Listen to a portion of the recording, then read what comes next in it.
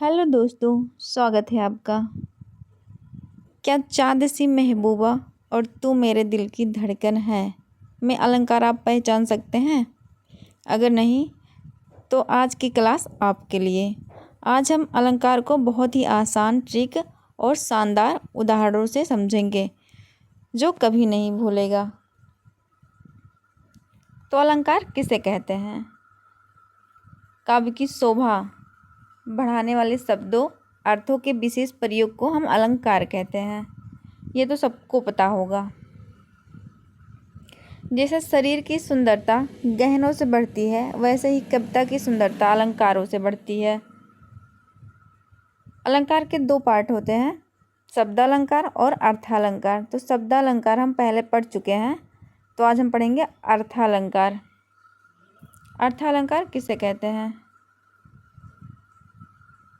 जहाँ काव्य में चमत्कार शब्दों के कारण नहीं बल्कि अर्थों के कारण उत्पन्न हो, वहाँ अर्थालंकार होता है। यदि शब्द बदल दिया जाए और अर्थ वही रहे तो भी अलंकार बना रहता है। अर्थालंकार के 8 भेद होते हैं। तो पहला है उपमा अलंकार। इसका परिभाषा देखते हैं। जब किसी व्यक्ति या वस्तु की तुलना किसी दूसरी प्रसिद्ध वस्तु से, जैसे सा, सी जैसे समान आदि शब्दों के द्वारा किया जाए तो वहाँ उपमा अलंकार होता है। एग्जाम्पल देखते हैं। एग्जाम्पल देख के तो हमें और अच्छे से समझ में आ जाएगा। जैसे चाँद सी महबूबा मेरी। तो बच्चों, चाँद को सुंदरता का प्रतीक माना जाता है। कब अपनी महबूबा को देखकर कह रहा है कि वह चाँद जैसी सुंदर है। क्या महबूबा सच में चाँद बन गई है? नहीं, बस उसकी तुलना चाँद से कर रहा है। यहाँ सी शब्द आया है, इसलिए यहाँ उपमा अलंकार हो जाएगा। दूसरा उदाहरण देखते हैं। उसकी आंखें कमल के समान सुंदर हैं। उसकी आंखें, कमल का फूल बहुत सुंदर माना जाता है। कभी कह रहा है कि उस व्यक्ति की आंखें कमल की तरह सुंदर हैं। क्या आंखें सच में कमल बन गई हैं? बिल्कुल भी नहीं, सिर्फ तुलना की गई है। यहाँ समान शब्द आया है, इसलिए यहाँ उपमा अलंकार हो जाएगा। दूसरा है रूपक अलंकार। जब तुलना न करके सीधे एक वस्तु को दूसरे वस्तु को मान लिया जाए तो वहाँ रूपक अलंकार होता है।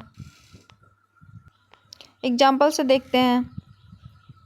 जैसे तू मेरे दिल की धड़कन है। अगर कोई आपसे कह दे कि तुम मेरे दिल की धड़कन हो, तो क्या आप सच में उसके दिल के अंदर जाके धक धक करने लगेंगे? नहीं ना। तो वह कहना चाहता है कि तुम उसके लिए बहुत महत्वपूर्ण हो, या सीधे धड़कन कह दिया गया है, इसलिए यहाँ रूपक अलंकार हो गया है।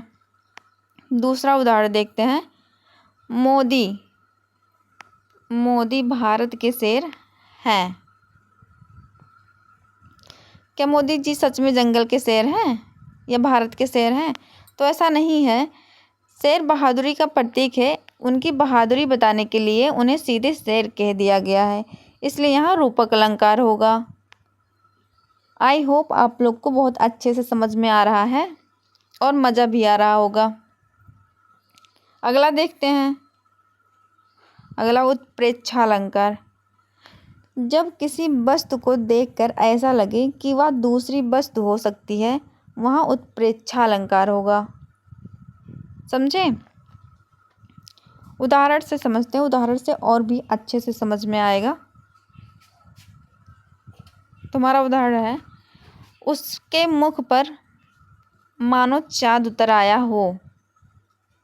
उसके मुख पर मानो चाँद उतर आया हो, अर्थात किसी का चेहरा इतना सुंदर है कि देखकर लगता है जैसे चाँद धरती पर उतर आया।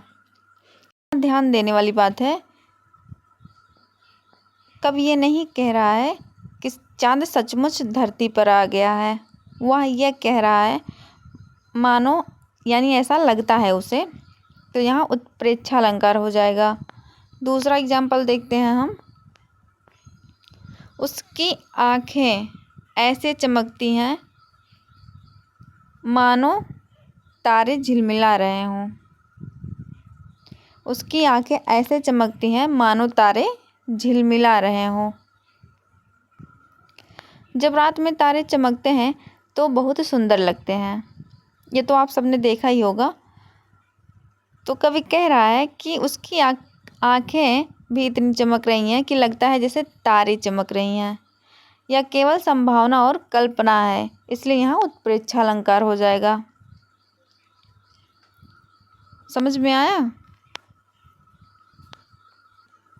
अतिशयोक्ति अलंकार देख लेते हैं। जब किसी बात को बहुत बढ़ा चढ़ाकर कहा जाए वहाँ अतिशयोक्ति अलंकार होता है। जैसे कोई बात हो उसे बढ़ा चढ़ाकर बता दिया जाए। उदाहरण देख लेते हैं। जैसे आंसुओं की नदी बहा दी। क्या है? आंसुओं की नदी बहा दी। अब देखो यहाँ कितना बढ़ा चढ़ा के बताया गया है। रोने से सचमुच नदी नहीं बन जाती है। कवि बताना चाहता है कि व्यक्ति बहुत ज़्यादा रोया, इसलिए बात को बढ़ा चढ़ाकर कहा गया। दूसरा है तेरे इश्क में मैं सारी दुनिया छोड़ दूंगा। तेरे इश्क में मैं सारी दुनिया छोड़ दूंगा। क्या कोई सचमुच पूरी दुनिया छोड़ सकता है? नहीं। प्रेमी अपने प्यार की गहराई दिखाने के लिए बड़ी बड़ी बातें कर रहा है, उसे फुसला रहा है, बहला रहा है, इसलिए यहाँ अतिशयोक्ति अलंकार हो गया। आप लोगों को बहुत ही अच्छे से समझ में आ जाना चाहिए। अगला है मानवीकरण अलंकार। जब निर्जीव वस्तु को मनुष्य की तरह कार्य करते हुए दिखाया जाए तो वहाँ मानवीकरण अलंकार होता है। जैसे सूरज मुस्कुरा रहा है। सूरज मुस्कुरा रहा है। क्या सूरज के सच में होंठ होते हैं? क्या सूरज सच में मुस्कुरा सकता है? तो ऐसा बिल्कुल भी नहीं है। लेकिन सुबह का सुंदर दृश्य देखकर कभी को लगता है कि सूरज मुस्कुरा रहा है, यानी सूरज को इंसान जैसा बना दिया गया है। दूसरा उदाहरण है हवा गुनगुना रही है। हवा क्या कर रही है? हवा गुनगुना रही है। अब सोचने वाली बात है, क्या हवा गाना गाती है? तो नहीं। लेकिन हवा की मधुर आवाज़ सुनकर कवि कहता है कि वह हवा गुनगुना रही है।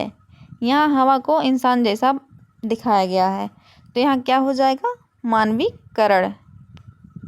अगला है संदेह अलंकार। जब किसी वस्तु के बारे में निश्चय न हो पाए वहाँ संदेह अलंकार होता है। जैसे उदाहरण देख लेते हैं। यह चाँद है उसका मुख। यह चाँद है या उसका मुख। अब बताओ, चेहरा इतना सुंदर है कि कभी को समझ नहीं आ रहा है कि उसके सामने चाँद है या किसी का चेहरा, यानी उसके मन में क्या हो रहा है? संदेह हो रहा है, वह समझ नहीं पा रहा है।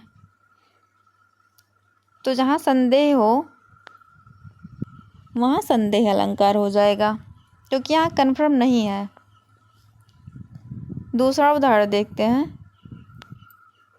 यह फूल है या परी। यह फूल है या परी। किसी की सुंदरता देखकर कभी सोच रहा है कि यह इंसान है या फूल है या परी है। जब पहचानने में उलझन हो जाए, हमारे मन में संदेह उत्पन्न हो जाए, तो वहाँ हमेशा संदेह अलंकार ही होगा।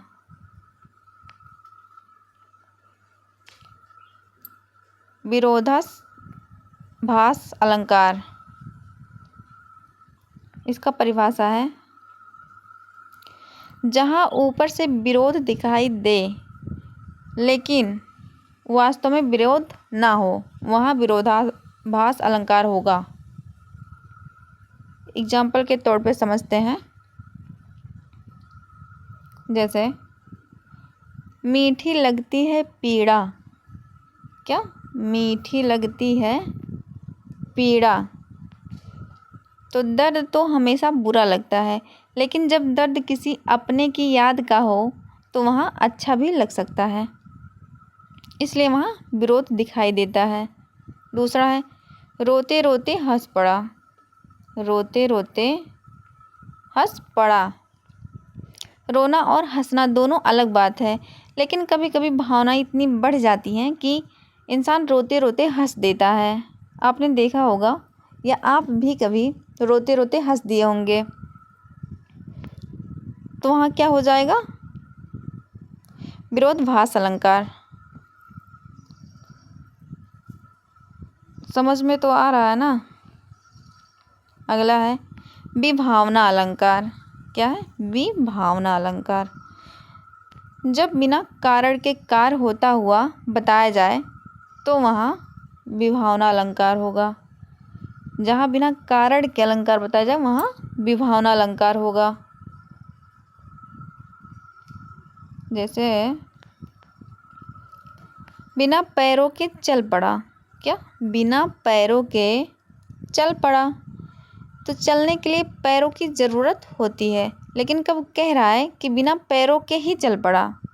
यह असंभव बात है कि नहीं? आप लोग ही सोचिए, बिना पैरों के कोई चल सकता है? नहीं। तो इसीलिए यहाँ विभावना अलंकार होगा। दूसरा है बिना आँखों के सब देख लिया। बिना आँखों के सब देख लिया। अब बताओ, बिना आँख के कोई कुछ देख सकता है? देखने के लिए आँखें बहुत ज़रूरी होती हैं, लेकिन यहाँ बिना आँखों के देखने की बात कही गई है। यह समान रूप से संभव नहीं है। बिना आँख हुए कोई कुछ देख नहीं सकता है, इसलिए यहाँ क्या हो जाएगा? विभावना अलंकार। आई होप आप सबको बहुत ही अच्छे से समझ में आ गया होगा। चलिए आप लोग ट्रिक देख लीजिएगा और अच्छे से समझेंगे तो एक पेपर में एक भी प्रश्न गलत नहीं जाएगा। तो ये आप लोग पढ़ लेना और समझ लेना। अगर वीडियो अच्छी लगी हो तो like, comment, share and subscribe करना बिल्कुल भी ना भूलें। धन्यवाद।